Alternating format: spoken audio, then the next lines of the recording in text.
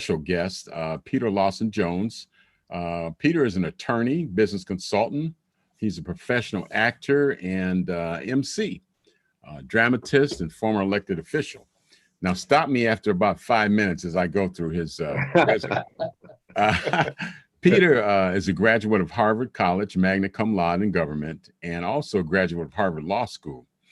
He was a member of the board of Cuyahoga County Commissioners for about 8 years, from 2002 to 2010. And he was the board president for 3 of those years. He previously served 2.5 terms in Ohio House of Representatives. He was a ranking member of the House Finance and Appropriations Committee and second vice president of the Ohio Legislative Black Caucus. He was formerly the vice mayor and councilman in the city of Shaker Heights. And also, I'll just throw this in, he went to school with us, so maybe that gives us a little credit somewhere along the line, I don't know. But in addition, Peter's also executive producer of Fatherhood 101, a documentary on the critical importance of responsible fatherhood. He's a consultant also in the area of government relations, community engagement, event planning, fundraising, market development, and fatherhood programming. He's a member of SAG-AFTRA. He's a professional actor. He's been in over 20 films, too many for me to mention here. He's also been on stages throughout Northeast Ohio. So he, in addition to doing film, he's also a theater person. And he's gotten several awards, Ohio Best Supporting Ohio Actor Award for his work in How to Change the World. He has a drama, The Family Line, has been successfully produced at Caramoo House, Harvard University, and Ohio University. So he's been around, and he's he can be very beneficial to us moving forward, because I think as we talk about voting, it covers a lot of different areas, has a lot of different implications. And one of them are the legal ramifications. And that's why we decided to have Peter on, because although Mike, Verle, and myself are the 3 wise men, our legal knowledge is rather limited. So we get someone who could better talk to that. So Mike, you want to?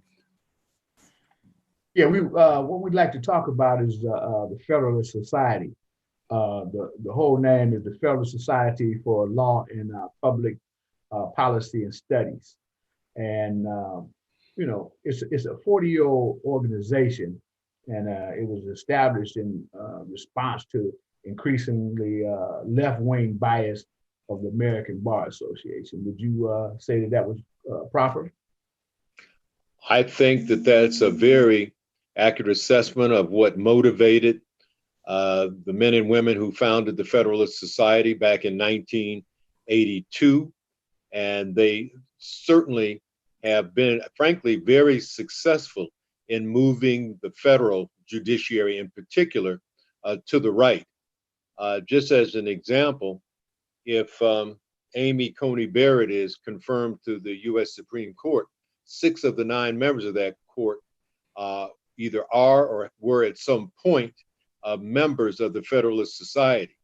And of the 51 judges that Donald Trump has nominated or has supported for seats on the Federal Court of Appeals, the Circuit Court, out of the 51, 43 are or were members of the Federalist Society. So the Federalist Society is arguably the most influential legal organization in the United States.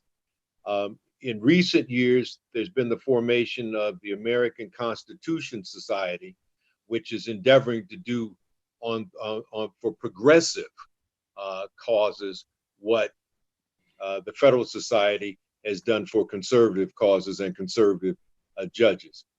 You mentioned the American Constitution Society, and I read an article that says since Trump took office in 2017, it says he has appointed 218 federal judges as of September, and none of them were Black.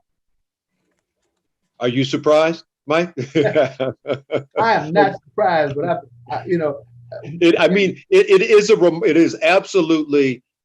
I think that says all you need to know about Donald Trump. The one thing that that we I want you to kind of like explain, just like with this Amy, the thing is that they picked her because they figured that she can help roll back Obamacare and Roe versus Wade. Those things have already been decided, but like Trump is trying to undo everything that was done by previous presidents or political organizations. Yeah, if I could jump in for a minute, I think one of the things that I noticed in some of my research was that, for instance, John Roberts, Amy Coney Barrett, and Kavanaugh were all involved as attorneys in the Bush v. Gore legal fiasco, or whatever you want to call it. So the Federalist Society not only picks, attorneys to be judges, but what they do is they recruit them when they're young and they groom them to think a certain way and to practice law a certain way and to make decisions. Amy Coney Barrett has only been a judge for a little over 2 years. Now, how that would qualify you to sit on Supreme Court is beyond me. But all the judges that they pick, they pick them and they groom them. They've taken in and spent over $250 million in the last 20 years. And when somebody spends that kind of money, they expect to get something in return. I've heard that 90% of their money comes from individuals and foundations and about 10% from corporations. But yeah, basically when somebody's paying your bill or financing, you're going to kind of lean toward their agenda. Well, there's no question that the wealthy individuals, the foundations, and the corporations that have supported the Federalist Society have many of them have business interests, conservative business interests that they want to see protected on the federal level in the courts.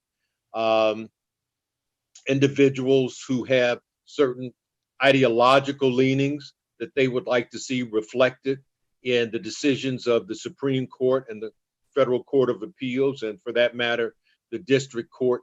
So there's absolutely no question. I mean, it's almost a chicken and egg question to some extent. Is it that the conservative supporters want something, or the organization itself was structured in a way to engender support from conservatives because of the philosophy and the mission of the organization? Can I throw some numbers out there? Sure. Okay, we got on the law school level, it's like 200 chapters of this.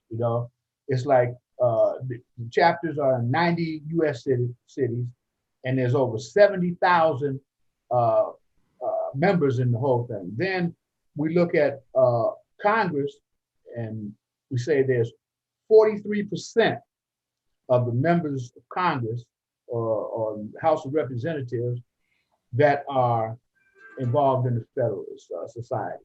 Mm-hmm. So what I'm saying is, it seems like it's already stacked against us. Well, there's no question. Their influence is extensive. They are the most powerful, quote, grassroots, because they have activism at the grassroots level. You could say grassroots when you look at the influence they have with 200 chapters at law schools throughout the country, and that they have been also successful in impacting the law at the idea level and at the cultural level, right, in terms of engendering more support for conservative positions. No, they are well organized, well funded, and they are on a mission. And this, Robert, at the beginning you said, voting is important for so many reasons. I mean, it has so many consequences and impacts. But as we've seen, Republicans, presidents have been able to appoint a majority of the justices to the U.S. Supreme Court. And if the Republicans hadn't been elected president, winning the Electoral College in several instances as opposed to the popular vote, and if they didn't have such a control as they've had for most of the last couple of decades in the Senate, they would not have been able to successfully populate the bench with so many Federalist Society members or thinkers. Right. And this is something that's sort of been in the works for about almost 40 years. And I think that progressives and Democrats are kind of like waking up to this in the last 5 or 6 years, but they've been at this. This started back in 1978 with the advent of the anti-war movement, the Black consciousness movement, feminist movement, gay rights movement, all of those. Exactly. There was a lot of upheaval in American society because the accepted notions were being challenged in terms of hierarchy and a lot of different things. So the U.S. Chamber of Commerce turned to a prominent lawyer. His name was Lewis Powell.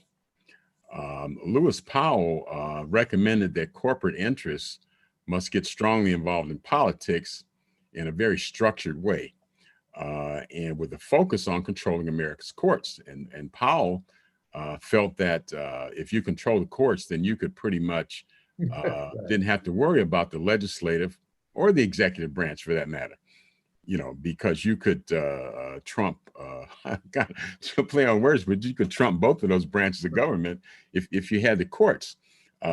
Especially given the fact that that appointments to the federal court, whether on the district level, the Court of Appeals, or Supreme Court, are lifetime appointments. And therefore, and you've seen this in some of Trump's appointments, they have been relatively younger justices in their 50s and 40s. And so they'll be around for 30 or 40 years shaping the law. And you're right. That's not by accident. That's not by accident. It was absolutely intentional. I mean, it was smart of their part, very strategic. Right. And but you're right. On any given election cycle, the party that's in charge in the White House or in the legislature might change, but justices are for darn near ever. Yeah, they are. Yeah, right. And hey, let me jump in for 1 second. From what you guys have been saying, it's kind of like contradictory to what the Federalist Society's definition is. Okay, they say they're an organization of 70,000 lawyers, law students, scholars, and individuals who believe and trust that individual citizens can make the best choices for themselves and society. It was founded in 82 by a group of law students interested in making sure that the principles of limited government embodied in our Constitution receive a fair hearing.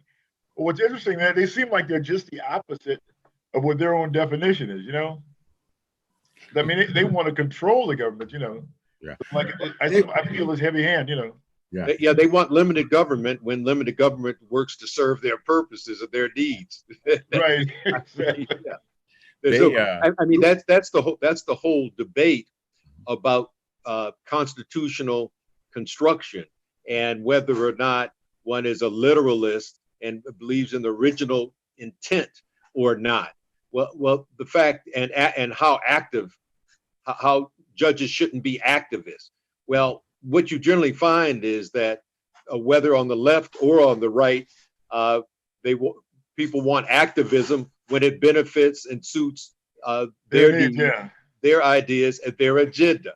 The conservatives can certainly have demonstrated that they are just as activists as anyone when it comes to interpreting the law, straying from the original interpretations when it suits their purposes and needs.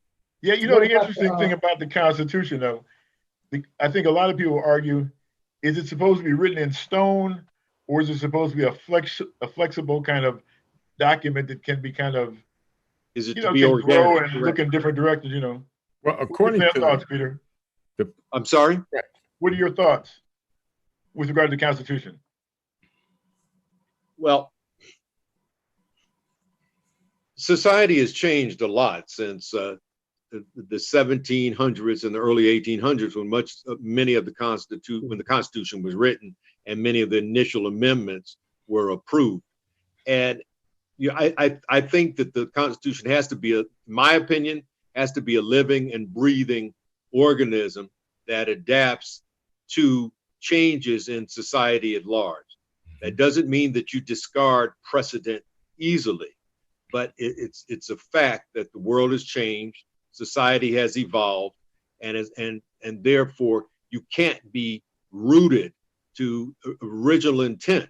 Because if you look at the founders of our country, well, their intent was not for African Americans to vote, to have property, ditto for women. As a matter of fact, in the late 1700s, early 1800s, you could only vote if you were white, male, and rich. And a landowner, I think, yeah. A landowner, if you're a member of the landed gentry. So, right. so clearly we can't be wedded in an ironclad way to what might be viewed as originalist interpretations. And I mean, who is it that is in position to determine the original intent of men, because that's who wrote the Constitution, who have been dead over 200 years anyway. And also many of whom were slave owners, Yes, but absolutely.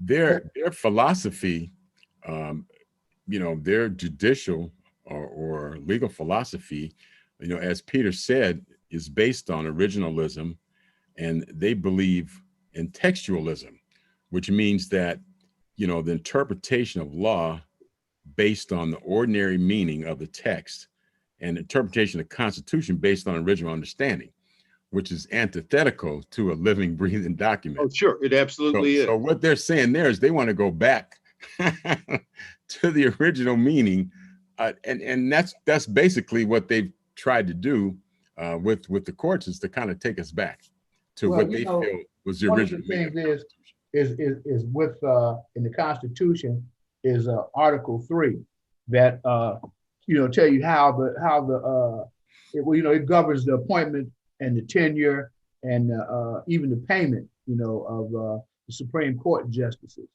And because where it is that the president nominates them, which they get the nominations from the Federalist Society.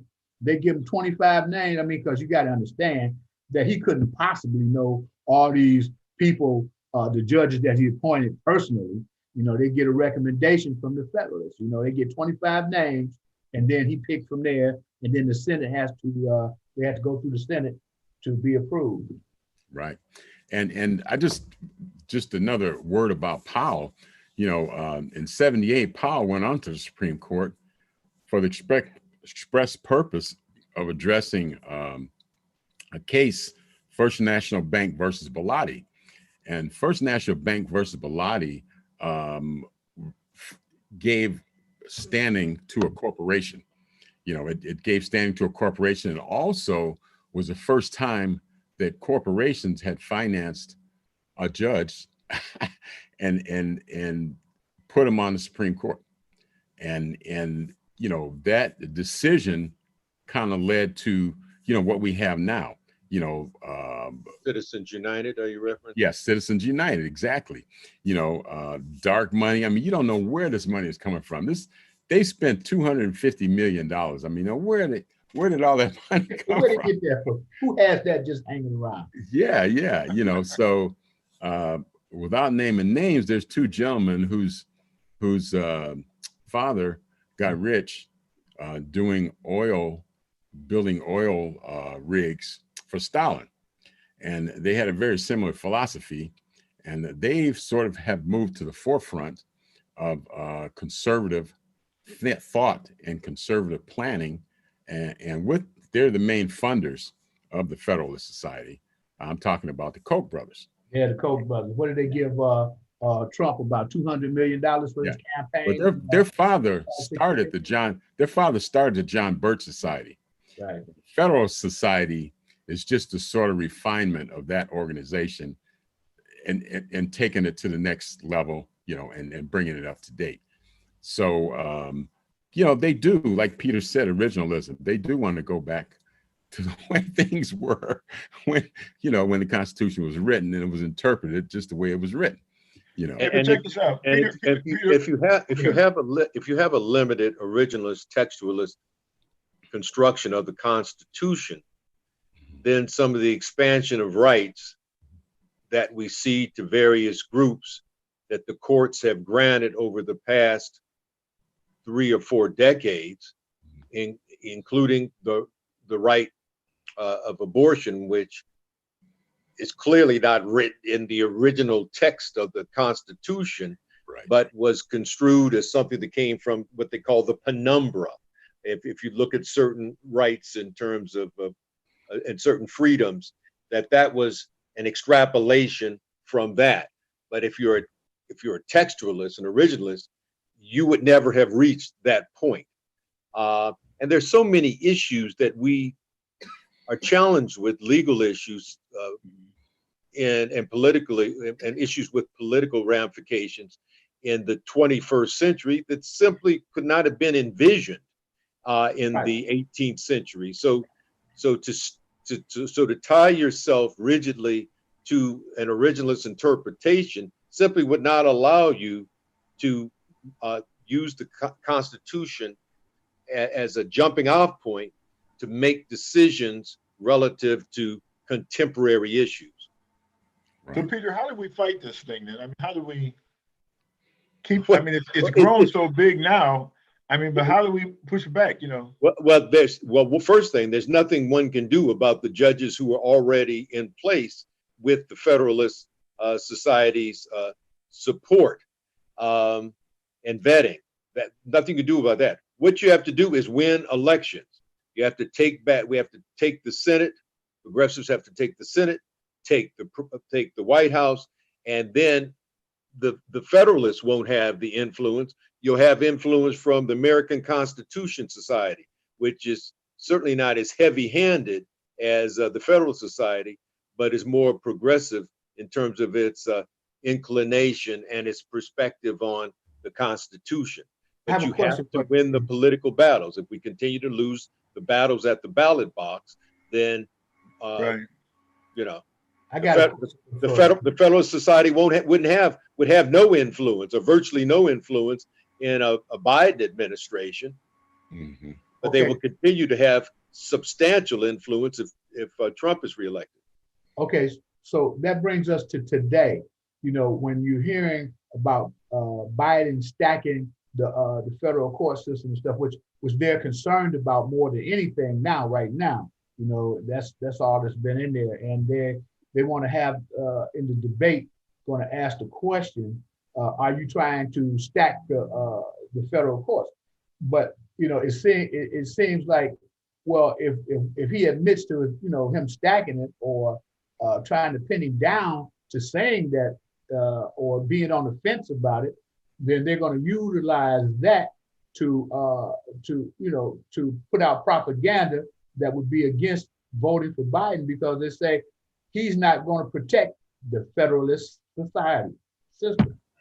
Yeah, and I think it's, I've You're right, Mike, kind of gone back and forth on that, and my personal feeling is that the Supreme Court probably should have more than 9 members, and I think that they should be appointed every 4 years. A president would get to appoint 2 members.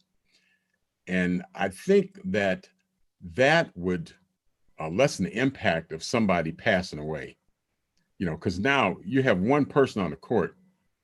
You put one more person to the right on the court, it's going to be like that for a long time. Now, if you had, say, 21 members or 29 members, and each president appointed 2 every 4 years, and there was a term limits, say maybe the term limits were 16 or 20 years, and then they come off, then I think that would keep the court more so on an even keel, because you would get conservative. If you had term limits alone, but there's just, it's a fascinating idea, but there's just, the issue hasn't risen in the public consciousness to the extent that one could expect to see anything happen in terms of imposing term limits on judges. And if you did it, I don't think you do it just on the Supreme Court level. You do it on the Court of Appeals level and the district court level as well. The court, if you look at the size of most Supreme Courts, state Supreme Courts throughout the country, you'll find most of them in the 7 to 11 justice range. I mean, if you don't want the court to be unwieldy. And here's the thing about adding positions to the court. It could be an endless arms race. So whoever wins adds enough judges so that they once again will have influence. So soon you are at 30 and 40 judges as the group that finally gets back into power exercises its capacity and authority to add seats to the Supreme Court. I think arguments could be made in terms of expanding the court to 11 members, arguably 13, but I don't think you want a larger court than that for reasons of functionality. Okay. So how would you prevent an arms race with the court? I mean, when I say arms race, I mean, if the Democrats expanded, then a Republican gets elected. And right. It would go on, and that's it's a can of worms. Do you want to open it? Because, for example, in 2021, we might be in the position where there's a Democratic president and a Democratic controlled Senate. So then expanding the court seems like a very good idea. But let's say in 2029, the Republicans come back into power and they'll simply do the same thing. So the critical, and I read something interesting in terms of the way John Roberts has functioned as the Chief Justice of the Supreme Court. Because if you notice, there've been several decisions, Obamacare, gay marriage being the most prominent, where he's come down on the progressive or liberal side, is voted with the liberals. And that is that they say that he has a sense, even being conservative, that you can only push things so far before you'll destroy the credibility of the court. Right. And then any kind of reforms might take place. And you don't want the public to lose whatever faith it still has remaining in the impartiality of the court.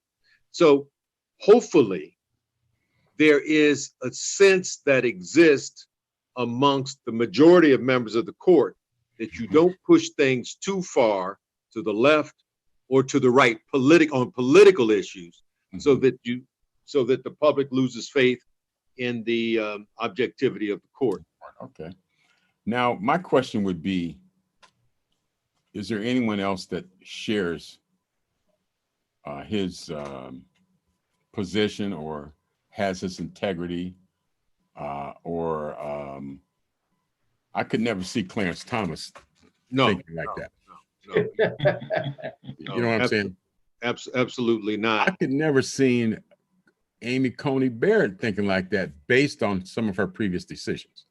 Because that's all we have to go on. Based purely on an article I recently read, the swing vote would move from Chief Justice Roberts to Justice Kavanaugh. Right. Okay. Who is obviously more conservative, right? More rock rib conservative than John Roberts, who was in law school with me, although I think he was probably in the library more than me studying.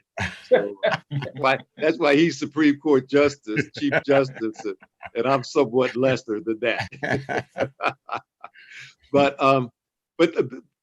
it's, what do you do when you have a court that's going to be 6-3, 5-4 conservative, pretty much reliable votes on all the major issues that might claw back rights, abortion rights, civil rights? How do you counter that? And the easiest solution, if there's a Democratic president and if there's a Democratic Senate majority, is to add seats to the Supreme Court. But that just opens up a Pandora's box in the future. Well, I think that's the challenge. I don't think there are any There are no easy answers here. No. Trump has appointed 1/5 of all the judges that we have. So he's appointed 20% of all the judges. The Supreme Court, they really have no other play other than add seats. And if that's not an option, then you'll have to depend upon the integrity of the judges that are on there. Yes. And as we all know, some of them don't have any integrity. Some of them do. John Roberts does. I think Kavanaugh is a little more integrous than I thought at first, you know.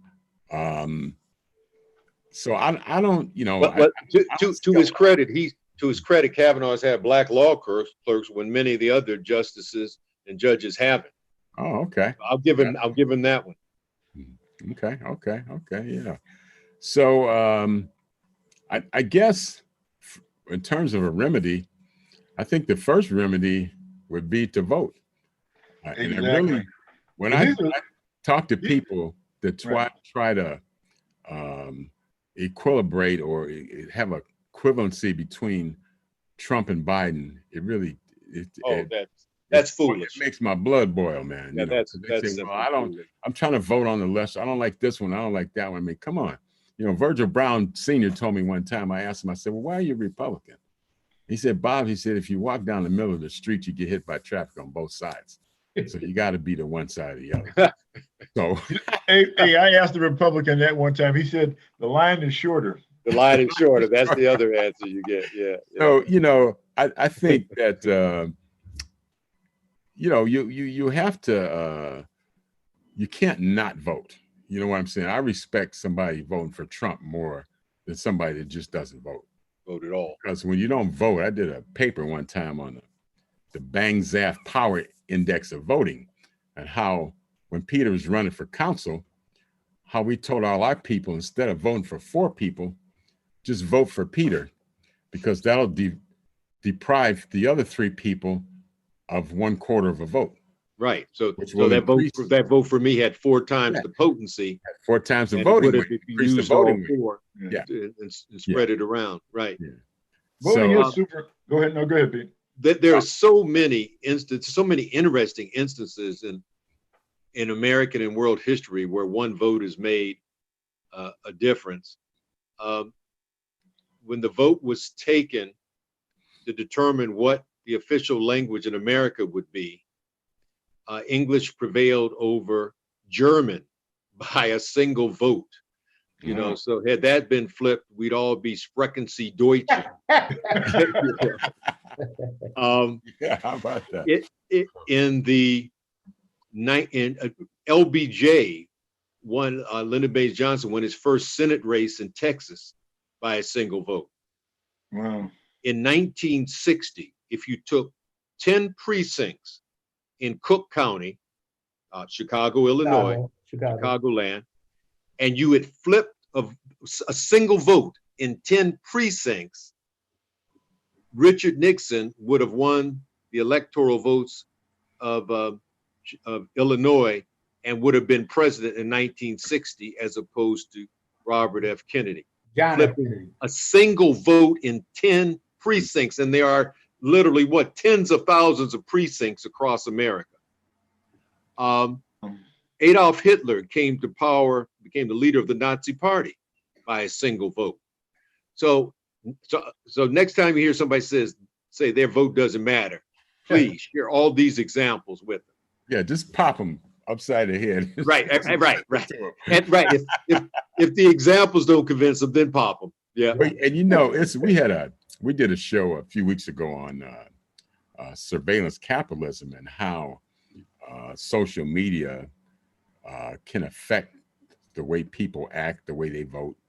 You know, Facebook did some experiments about 2008, 2009 called contagion experiments, where they could, you know, they could take how Verle feels and transfer that emotion to me. And they could, maybe I don't like Mike, or maybe I'm supporting Mike, but if I watch Verle enough and talk to him enough, they can take his emotion and direct certain other stimuli or whatever to my page where I end up not liking Mike, you know. So I think a lot of people, you know, and they said, what was Trump's Parscale was Trump's previous campaign manager, who's sort of a whiz at data analytics. And he determined that if you can keep 3.5 million Black people from voting, Trump can win again. That was the deterrence thing, you know, where they you know, marketed to the people that they wanted to deter Absolutely. voting. Yeah. So using social media, they don't have to get you to vote for Trump. They just have to get you not to vote. That's why when I hear people saying, well, I don't think I'm going to vote, or, you know, they start trying to, you know, have equivalency between Trump and Biden, and they say, well, I'm not going to vote. See, they're kind of falling into that trap, man. And you seems like you see, I don't know, I seem like I see a lot more of that now. I don't know if you guys are seeing that, but I hear a lot of people say that. Yeah, we see that, you know, it's a matter of just them not really being responsible, because you know, it's like I said before, if our vote didn't count, why did they go through so many measures to suppress it? And suppress it, yeah. I mean, That's true. You got to think, you know, because say they don't want us to vote. You know, we had the Jim Crow laws and all that stuff to keep us from voting. Why? Well, Mike, I agree with you. Thank you. However, you know, I think people became apathetic, like with the whole voting process, and even like look at the Democratic Party. I felt like when Bernie Sanders was running, that the people really wanted him, but the party for some reason did not want him. And I think he would have been a much better candidate than Joe Biden. I mean, I ended up voting for Biden because, I mean, that was given the choice we had. It was because Bernie Sanders, wait, hold on, Mike. I thought Bernie Sanders would have been a much better candidate, but it seemed like the Democratic Party was going out of their way not to support Bernie. So, well, let me tell you this, and this is the underlying thing is that they didn't really want a Jew as a president. I don't know. He got big crowds. He got. Hey, but that's what I'm saying. That political power, they don't want a Jewish guy, because see, they would say that they would be more, susceptible to buy to get the things from Israel, and they didn't, to give more support to Israel, and they didn't want that. They didn't want that. How can somebody give more support to Israel than Trump that already exists? Giving them crazy support, But I think Mike, they didn't need no more. I think you make a good point, because I never thought, personally, that there's a big division, a political division between different religions. But, the Protestants, I was talking to a prominent Jewish guy a couple of weeks ago, and I said, well, this Black Jewish rift and blah, blah, blah. I said, I haven't really seen that. He said, well, the Jews aren't worried about Blacks, man. We're worried about the Protestants that have $1 billion don't want to do us in. But no, that's what we're worried about. And then what is one of the longest wars that's been going on since we was born? The Irish, the Protestants against the Catholics. Yeah. So I never thought of that being so adversarial, but it is, and they even had there was something called a national prayer breakfast that a gentleman, Doug Coe, from The Family, there's a movie called The Family. It's a great movie, and it's how they recruited. It kind of like fits in with the Federalist Society, how they recruit people and they groom them, they groom them for future leadership. And one of the problems they had was a national prayer breakfast. I mean, there's leaders from all over. They have a meeting every year. Leaders from all over the world come. And there's one guy, Doug Coe, he's deceased now, but he was sort of the linchpin that kind of brought all these people together. And the Catholics, they didn't want Catholics to have leadership positions. Man. So a guy named Leonard Leo started the National Catholic Prayer Breakfast. And they had a separate. I remember when Kennedy ran, a lot of people had an issue with him being president because he was Catholic, feeling like he'd be taking instruction from the Pope. That's right. Yeah. Yeah. So I'm just saying. So that's it. You say, well, Mike, that's a little far fetched, but it's not. It's not. No. And the whole thing is that remember when Farrar was running for president, and they went on to her husband was saying that he was a part of the mafia. Okay, he may have been, but that was the issue, of that, of Italian, heritage and stuff. Yeah. I mean, when it's just that Obama, our president forever, he he came around at the perfect time. Everything was set for him. He campaigned right. He got the young people out. It was like it was a whole fresh thing. And to go from the Obama administration to the Trump, I mean, it's like, wow, we're from sugar to that other thing, I can't cuss. What's that cartoon? What's that cartoon that comes? Out. That cartoon that comes on where they talk about politics and political things. It's like a animated cartoon. Simpsons. Huh? Yeah, Simpsons. They had a show, The Simpsons, I was watching once where it said, and they were talking about how people could go from Obama and then vote for Trump. And Simpson said, look, he said, you had these people who had a black man elected twice. He said, for God's sake, he said, don't you understand? He said, their brains are broke. He said they never in their wildest dreams expected that a black guy could get elected, not once, but twice. He said they couldn't process it. Yeah. He said that's why said that, yeah. Their brains are broke, And he said it, kind of joking, but it really makes you think that a lot of what we're seeing now is maybe a reaction to Obama. There's absolutely no question about that, Bob. And when you see some of the virulent racist activity and the rise in the number of right-wing ideological organizations, it's clear it's a reaction. What you essentially have are working class, made unsuccessful and some unsuccessful European American, predominantly males, who see blacks getting ahead, women getting ahead, gays getting rights, Latinos getting ahead. They turn on their TV sets. Remember when we were growing up, if there was an African American on TV, you yell upstairs. Oh yeah. So that everybody would see. Hey, y'all, come here, look at this, man. Yeah, Negro on TV. If you were doing that now, you would be hoarse, because every other commercial, if not every commercial, has at least one person of color in it. Right. So you have people who've not been successful themselves, who've been told all their lives that they're superior to a number of different people because of their of race and gender and ethnicity, etc. So that it's hard for them to process and accept the changes that have taken place in society, the increasing colorization of society, and the increasing level of success of groups that had been oppressed previously. Well, see, and so this is tough on them psychologically, and that's why you see the reactions. Trump is one manifestation of it. Again, the rise in all these right-wing militarized organizations is another.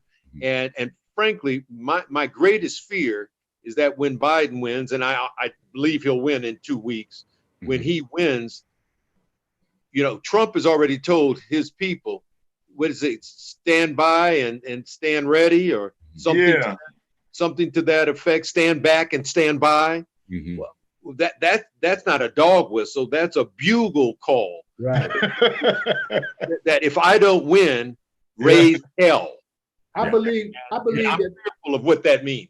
I believe that Trump is when he loses, that he's going to go out and start his own political, his own group. Now, I tell you what Trump's going to do when he loses. If they don't arrest him, he's going to start his own political party. If he loses, he's going to resign. And he's going to get on his plane like he's going to Mar-a-Lago. And he's going to Russia. He's going to go to Russia. That's the only place he can go to stay out of jail. Right. He's gonna go to. I wouldn't be surprised if all of them got on that plane, and got Biden apart. I've got the vice president to pardon him. Resign. and got a pardon and went to Russia because he can't stay here. No. I don't think with the way, because it's not just black people, but white people. If you look at Black Lives Matter, I talked to somebody from Australia. I talked to somebody from Copenhagen. I got a guy that does a show in the UK. There's Black Lives Matter chapters in all these places. New Zealand, where you don't even have black people. Well, see, people are really tired of this whole right-wing thing, and not just black people. White people are tired of this stuff too, because they see what it's doing to the economy and doing to the country and the world. It's a human rights thing. Yeah. Well, people. Yeah. You can drive around some parts of Northeast Ohio where there aren't many black residents, and you'll see Black Lives Matter signs. And there's no black person that lives there. A black person don't live in that house, right? Yeah. And you know what that kind of reminds me of? You remember in the old days during the riots, the Huff riots, when there were black people that didn't want their business burned down, they put Soul Brother Black out there. And I go, Black Lives Matter, white people, we on it, cool, just keep going. Right. I'm with you. Don't bother my house. Yeah. So, but I think, like Peter said, I think the starting point is people. If you can't convince somebody to vote, I mean, I absolutely don't know, what planet they're from. I mean, that's like basic. John Lewis got his fractured skull trying to have people get the right to vote. I mean, it's been such a, the suffrage movement has been such a long fight. And then you get to the day and then people say, well, I'm not sure if I want to vote. Yeah, I know. I mean, you're disrespecting your forebears. You're disrespecting the people who were jailed, bled, and died for the right to vote. Yeah. You ought to be ashamed of yourself. I mean, I have more respect for you if you vote for the other guy, but get involved in the process. You know what I'm saying? It's like we talk about the process, and they have labeled the Black Lives movement as terrorists, but if you can go all the way back to Crispus Attucks, everything and most of all the liberties and all the things that we enjoy today came from protest. Even with the voting, with the Boston Tea Party, and going against the king when with George Washington. Hey, it was a protest. But when the suffragettes, they wasn't washing their husbands' clothes. They wasn't letting them have sex and all this stuff to protest. And I'm saying then when we get to a protest, we terrorists. But almost every liberty that we have came from protesting, boycotting, all these things. Absolutely. And y'all know as well as I, even going back to the Boston Tea Party, that if we can't get it by protesting and making a stand, it's going to turn to civil war. That's when, remember when the states conceded, the southern states conceded, from the Union, it was a protest. And then that protest became what? The Civil War. Mm-hmm. It's just history. And it was saying that it was. We already fought that war. Battle of the Bullet. Yeah. We already fought that war, man. But what I'm saying is that we didn't get anything handed to us. We had to, whether we was white, black, green. The Indian nation, the Native Americans rose up, to fight. They ended up getting tricked and all that stuff on his reservation. But this was their land. This was their land. You go up to New York and a lot of other places, all these cities and stuff were named after Native Americans and stuff, So I'm just saying we're trying to, bring an ear to what what we really want. And you got this administration that say, hey, I'm not listening. Y'all crazy. Y'all terrorists. Y'all this.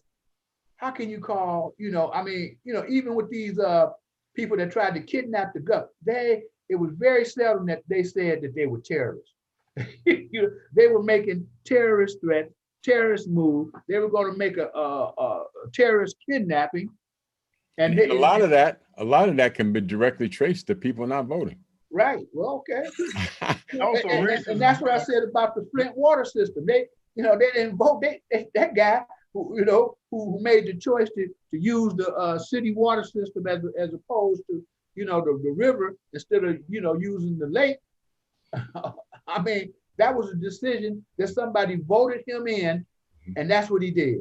That's right. That's right. That shows you the effect of racism too, because they were calling Black Lives Matter a terrorist organization, but they never called the Ku Klux Klan a terrorist organization. Right. So they've been operating openly since this country was formed, almost. Yeah. Yeah. I think that that is true. That is true. But I don't think you can. There was a federal judge, George White. He had an organization. I forget what it was called. It was 100 or something. He had an organization. I went to the Cleveland, the one that was here. Yeah. George White. Yeah. And he used to start off every meeting by he'd say, "Welcome, good afternoon, welcome."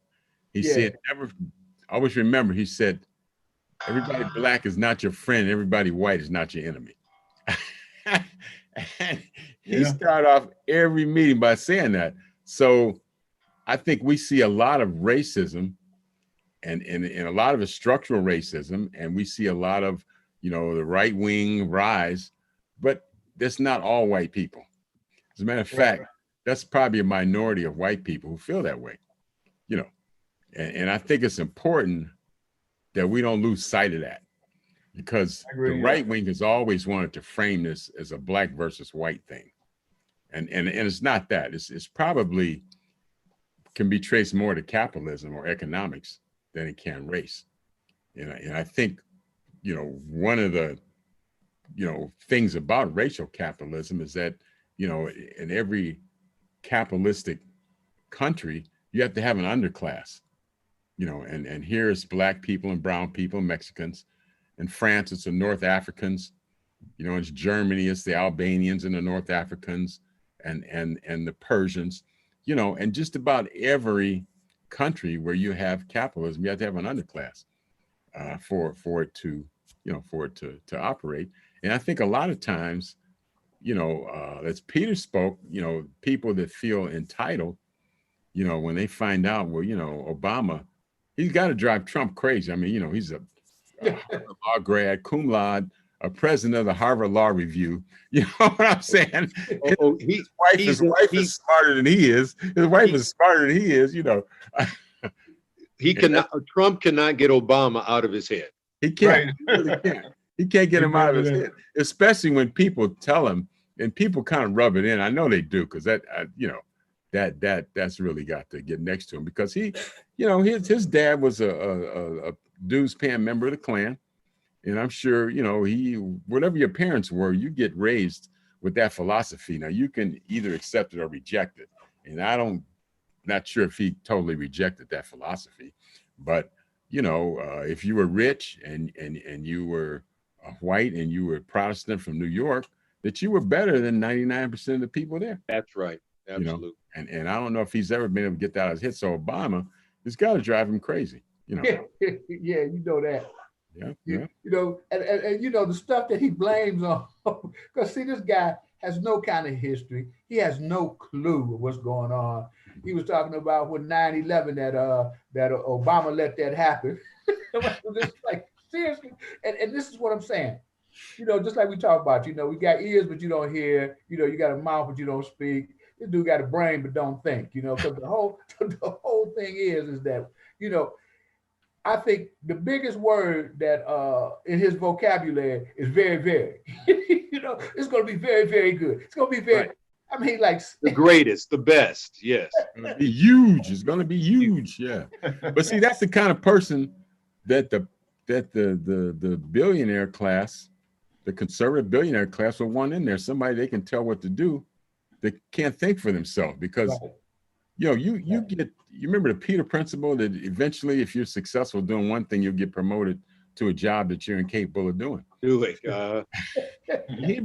not. I mean, to be president is like that doesn't apply to Peter Jones. Yeah, Peter. Peter could probably be president more than we could. But all four of us could do a better job as president than Donald Trump. I mean. He is psychologically and in every way ill-prepared and ill-suited to be president of the United States. And he demonstrates that each and every day, that he lacks the intellect, he lacks the intellectual curiosity, empathy, compassion. the compassion, the sense that there are things more important than him. I mean, you know, he lacks the necessities, so to speak. He's not presidential, you know. President. Well, I think in terms, you know, in addition to being presidential, I think you have to. I had a guy that I knew was a fighter pilot, and you know, he said that to be a fighter pilot, you got to have a 140 plus IQ, because you have to do so many different things at once that just an average person can't do it. And plus, you also have to be superior physically, you know, but you have to be able to. And he was talking about flying the jets and flying helicopters. And I said, well, is it really that hard? He said, well, you don't really fly it. He said, you just have to kind of like think it, you know. So what you do is kind of like second nature, you know. You can't really sit there and say, well, I got to do this, I got to do that.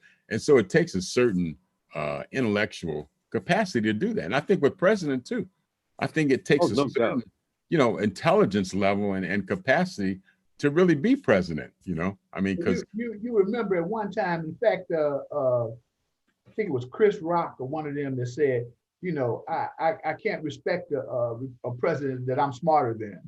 You know, because usually, you know, the president, you know, like, you know, Obama and even Richard Nixon, you know, these cats were smart.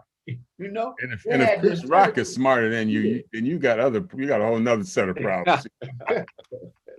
He's a pretty bright guy. I gotta give it to him. Yeah. So have you not been watching Fargo? Oh yeah. Okay. Oh yeah. With Chris Rock in Fargo. He was hosted Saturday Night Live a couple of weeks ago. So I know he's brilliant. He is. He really is. He's right. I tell you who I like. I mean, I like Tony Rock too. I think Tony Rock is really talented. His brother. His brother, Right. yeah. He's also a comedian, not as famous because he was never on Saturday Night Live, but he's another brilliant. I think to be a comic, man, to sit up and talk off the cuff for 2 hours, you got to have a superior mind, you know. Intellect. There's no question about it. To be a good comedian, you have to be able to see ordinary things and draw and take from those ordinary circumstances, ordinary events, and ordinary people, something kind of profound that you can then replay in a comic way. But a good comedian mines his or her humor from ordinary, everyday circumstances that most of us are oblivious to until somebody points them out with a degree of humor. And we say, oh, wow, I never thought about that. That's profound. Yeah. So I think that's a talent that any excellent comedian has. One of the smartest comedians and political is Paul Mooney. I mean, that Dick Gregory, yeah. Yeah, you know, I'm just saying alive today. Dick Gregory was always, you know, he was an activist and everything, you know. But when you get these guys that can take, and D.L. Hughley is another one that can take all this stuff and turn it around and make it seem funny, then come back to serious. You know, because see, the comedians have got a lot of material from the Trump administration. They got enough to last for a long time. Oh man, you know. But you know, I think the late night hosts are going to be a little bit sad when he's defeated, right? Because they won't have that low hanging fruit that they can easily grab and mine as humor. Stephen Colbert, I watch him all the time, and he just goes with it. Man. He's really funny, yeah. Yeah. Well, hey, I thought we had a productive show, and I hope that to you out there watching that you were able to, you know, pluck some nuggets. I'm sure, you know, we're going to probably have Peter on again if he'll agree to appear with us, and we'll have to see. Oh, this has been fun. Yeah. I'll be your fourth amigo. Yeah. Okay. Yeah, we'll certainly have to have him on again because, you know, it's like whenever you're in an organization, if there's a board of directors or something, the one person you always need is an attorney, you know. Said, well, hey, be careful, Robert. He'll start the clock, man. We owe him about $300,000 right now. Bring me 500. Bring me 500. And I'm not inexpensive. I'm not inexpensive. Well, Peter, do you want to give us some closing thoughts, and then maybe Verle and Mike, Okay. that the people can kind of take away from what we covered today, our subject matter? I mean, I think the transcendent and dominant thought for the next 15 days is to vote, Right. to make sure that you count, that what you think and what you believe, it doesn't matter if you don't vote. Right. Okay. Doesn't matter if you don't vote. Yeah. It doesn't matter. Black Okay. votes matter. Black lives matter. But in a couple of weeks, it's going to be black votes that matter. Yeah. And so understand that all the sacrifices that have been made by our forebearers, so we would have the precious right of franchise. And let's not let them down. Let's not let our community down, which needs so much in the way of support so that we can truly realize our potential. Don't let our families down, and don't let yourself down by neglecting to do that little bit that's required of you to vote and make your voice count. Okay. Verle, you want to? Yeah, just a little quote I want to drop. Never be afraid to raise your voice for honesty and truth and compassion against injustice and lying and greed. If people all over the world would do this, it would change the earth. And one other thing, the best part of America with all its shortcomings is that each person has a voice and each person has a vote. So let's use it on election day. That's right. Okay. Mike, Yeah, I want to first say, thanks for Peter Lawson Jones coming in and being with us. We appreciate that. Hey, did Peter graduate with us? Did he graduate with us? No, he was 71, right? 71. Oh yeah, he came out with my sister Terry. Okay, all right, cool. Okay. But we really appreciate you, and we like it.